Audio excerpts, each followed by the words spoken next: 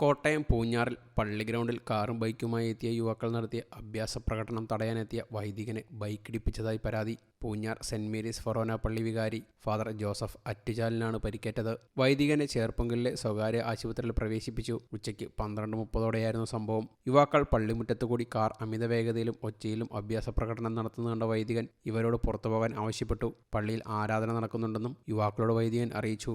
എന്നാൽ പുറത്തു പോകുവാൻ തയ്യാറാകാതെ വന്നപ്പോൾ വൈദികൻ ഗേറ്റ് അടയ്ക്കുവാൻ ശ്രമിച്ചു. ഇതിനിടെ ആദ്യമെത്തിയ ബൈക്ക് വൈദികന്റെ കയ്യിൽ ഇടിക്കുകയും പിന്നാലെ എത്തിയ കാർ വൈദികനെ ഇടിച്ചിടുകയും ചെയ്തു എന്നാണ് പരാതി. അക്രമികളെ അറസ്റ്റ് ചെയ്യണമെന്നാവശ്യപ്പെട്ട് വൈദികരുടെയും വിശ്വാസികളുടെയും നേതൃത്വത്തിൽ പ്രതിഷേധ പ്രകടനം നടന്നു. വൈദികന്റെ മൊഴി ഈരാറ്റുപേട്ട പോലീസ് രേഖപ്പെടുത്തി. മൊഴിയുടെ അടിസ്ഥാനത്തിൽ കേസെടുക്കുമെന്ന് പോലീസ് അറിയിച്ചു. 4 പേരെ പോലീസ് കസ്റ്റഡിയിലെടുത്തു. സംഭവവുമായി ബന്ധപ്പെട്ട് സാമൂഹ്യ മാധ്യമങ്ങളിൽ തെറ്റായ പ്രചരണങ്ങൾ ഉണ്ടായാൽ കർശന നടപടി ഉണ്ടാകുമെന്ന് കോട്ടയം ജില്ലാ പോലീസ് മേധാവി അറിയിച്ചു. News desk you talk.